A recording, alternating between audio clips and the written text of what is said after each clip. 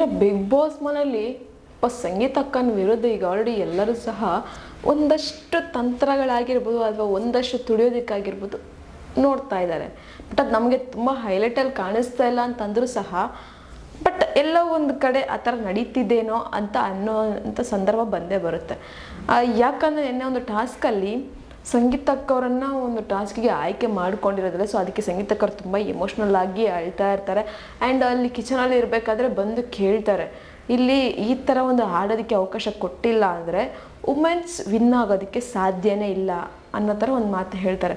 So ಅದಕ್ಕೆ ವಿನಯಣ್ಣವರು, ನೀನು ಇಲ್ಲಿ ವುಮೆನ್ ಕಾರ್ಡ್ ಪ್ಲೇ ಮಾಡಬೇಡ, ನೀನು ಇಲ್ಲಿ ಮೆನ್ ಆ್ಯಂಡ್ ವುಮೆನ್ ಡಿಫ್ರೆನ್ಸಸ್ ತೊಗೊಂಬರ್ಬೇಡ. ಇಡೀ ಬಿಗ್ ಬಾಸ್ ಮನೇಲಿ ನಿನ್ನ ಬಾಯಲ್ಲಿ ಮಾತ್ರ ಈ ಥರ ಒಂದು ವುಮೆನ್ ಮತ್ತು ಮೆನ್ ಅನ್ನೋ ಡಿಫ್ರೆನ್ಸಸ್ ಕೇಳ್ತಾ ಇರೋದು. ಯಾರ ಬಾಯಲ್ಲೂ ಬರೋದಿಲ್ಲ, ಯಾರಿಗೂ ಅಂಥ ಥಿಂಕಿಂಗ್ ಸಹ ಬರೋದಿಲ್ಲ. ಇಲ್ಲಿ ಎಲ್ಲರೂ ಈಕ್ವಲ್ ಅಂತ ನೀನೇ ಹೇಳ್ತಿದ್ದೆ, ಈಗ ನೋಡಿದ್ರೆ ನೀನೇ ಈ ಥರ ಮಾತಾಡ್ತಿದ್ದೀಯಾ ಅನ್ನೋ ಥರ ಹೇಳ್ತಾರೆ. ಸೊ ಅದಕ್ಕೆ ಸಂಗೀತಕ್ಕವ್ರು ಹೇಳಿದೆ, ಹೌದು ನಾನು ಆ ಥರ ಹೇಳಿದೆ, ಬಟ್ ಇಲ್ಲಿ ನನಗೊಂದು ಅವಕಾಶ ಕೊಡ್ತಾರೆ, ನಾನು ಇಲ್ಲಿ ಆಡೋದಕ್ಕೆ ರೆಡಿ ಇದ್ದೀನಿ, ಬಟ್ ನೀವು ಯಾರು ಅದಕ್ಕೆ ಅವಕಾಶ ಮಾಡಿಕೊಡ್ತಾ ಇಲ್ಲ ಅನ್ನೋ ಥರ ಹೇಳ್ತಾರೆ. ಬಟ್ ಇಲ್ಲಿ ಸಂಗೀತಕ್ಕವರನ್ನು ಯಾಕೆ ಆಯ್ಕೆ ಮಾಡ್ಕೊಂಡಿಲ್ಲ ಅಂತ ಥಿಂಕ್ ಮಾಡಿದಾಗ ಸೊ ಅವ್ರಿಗೆ ಕಣ್ಣು ಪ್ರಾಬ್ಲಮ್ ಇದೆ ಅಂತ ಅವರು ಆಯ್ಕೆ ಮಾಡ್ಕೊಂಡಿಲ್ಲ ಅಂತ ಒಂದು ರೀಸನ್ ಕೊಡ್ತಾರೆ. ಸೊ ಅದು ಒಂದು ಮಾನವೀಯತೆ ದೃಷ್ಟಿಯಿಂದ ಅಂತ ಓಕೆ ಅನ್ಬೋದು. ಬಟ್ ಇಲ್ಲಿ ಅವರೇ ಹೇಳ್ತಾ ಇದ್ದಾರೆ, ಹೋದ್ರೆ ನನ್ನ ಕಣ್ಣಲ್ವ ಹೋಗೋದು, ನಿಮ್ಗೇನು ಪ್ರಾಬ್ಲಮ್ ಆಗುತ್ತೆ, ನನಗೊಂದು ಅವಕಾಶ ಕೊಡಲೇಬೇಕಾಗಿತ್ತು, ನೀವು ಯಾಕೆ ಕೊಡ್ತಾ ಇಲ್ಲ, ಎಲ್ಲದ್ರಲ್ಲೂ ಅಷ್ಟೇ ಈ ಥರ ಬ್ಯಾಕಲ್ಲೇ ಇಡ್ತಾ ಇದ್ದೀರಾ, ಎಲ್ಲದಷ್ಟು ನನಗೆ ಒಂದು ಅವಕಾಶ ಆಡೋದಕ್ಕೆ ಮಾಡಿಕೊಡ್ತಾನೆ ಇಲ್ಲ ಅನ್ನೋ ಥರ ಜಗಳ ಮಾಡ್ತಾರೆ. ಸೊ ಅದಕ್ಕೆ ತನಿಷಕ್ಕ ಅವ್ರು ಹೇಳ್ತಾರೆ, ನಿನಗೆ ಕಣ್ಣು ಪ್ರಾಬ್ಲಮ್ ಅಂತ ಆಗಲೇ ಹೇಳಿದ್ದೆ ಅಲ್ವಾ, ಅದಕ್ಕೆ ನಾನು ಬೇಡ ಅಂತ ನಾನು ನಿನ್ನೆ ಅವಾಯ್ಡ್ ಮಾಡಿದೆ, ಬಟ್ ನೀನು ಈ ಥರ ಆಡೋದಕ್ಕೆ ರೆಡಿ ಇರುತ್ತೆ ಅಂತ ನನಗೆ ಗೊತ್ತಿರಲಿಲ್ಲ ಅನ್ನೋ ಥರ ಹೇಳ್ತಾರೆ. ಬಟ್ ಏನೇ ಆಗಲಿ ಒಂದು ಸರಿ ತನಿಷಕ್ಕ ಅವ್ರು ತಗೊಳ್ಳೋ ಡಿಸಿಷನ್ನು ಎಲ್ಲ ಒಂದು ಕಡೆ ಓಕೆ ಅನ್ಸುತ್ತೆ ಮಾನವೀಯತೆ ದೃಷ್ಟಿಯಿಂದ, ಬಟ್ ಇನ್ನೊಂದು ಕಡೆ ಅವ್ರಿಗೂ ಒಂದು ಅವಕಾಶ ಸಿಗಬೇಕಾಗಿತ್ತು ಅಂತ ಅವ್ರಿಗೆ ಅನ್ನಿಸ್ತಿರುತ್ತೆ. ಬಟ್ ತನಿಷಕ್ಕ ಅವ್ರ ವಿರುದ್ಧನೂ ಅಷ್ಟೇ ತುಂಬ ಜೋರಾಗಿ ಜಗಳ ಮಾಡ್ತಾರೆ ಸಂಗೀತಕ್ಕ ಅವರು.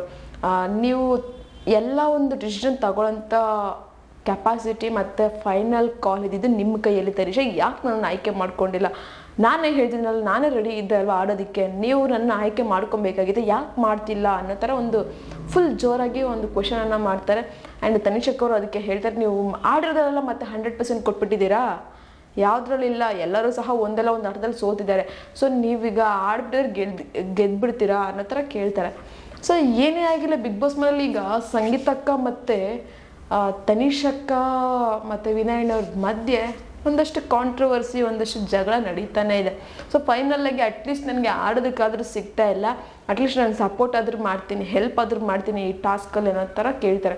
ಸೊ ಅದಕ್ಕೆ ಓಕೆ ಅಂದ್ಬಿಟ್ಟು ಒಪ್ಕೊಂಡು ಇದು ಮಾಡ್ತಾರೆ. ಬಟ್ ಇಲ್ಲಿ ನಡೀತಾ ಇರೋದು ಏನಪ್ಪ ಅಂದರೆ, ನಿಮ್ಮ ಪ್ರಕಾರ ಏನನ್ನಿಸಿದೆ, ಇಲ್ಲಿ ಸಂಗೀತಕ್ಕ ಬಿಗ್ ಬಾಸ್ ಮನೆಯಲ್ಲಿ ಹೆಣ್ಣು ಗಂಡನ ತಾರತಮ್ಯ ಕಾರ್ಡ್ ಪ್ಲೇ ಮಾಡ್ತಾ ಇದ್ದಾರಾ, ಅಥವಾ ಒಂದು ತನಿಷಕ್ಕ ಸಂಗೀತಕ್ಕ ಅವ್ರಿಗೆ ಅವಕಾಶ ಕೊಡದೇ ಇದ್ದಿದ್ದು ಒಳ್ಳೇದಾಯ್ತಾ ಅಥವಾ ಕೊಡಬೇಕಾಗಿತ್ತಾ, ಮತ್ತು ವಿನಯಣ್ಣವರು ಕೇಳಿದ್ದು ಅಂದರೆ ಮಾತಾಡಿದ್ದು ಸರಿನಾ ಸಂಗೀತಕ್ಕ ಅವ್ರ ಜೊತೆ, ಒಂದು ಕಮೆಂಟ್ ಬಾಕ್ಸಲ್ಲಿ ಕಮೆಂಟನ್ನು ಹಾಕಿ.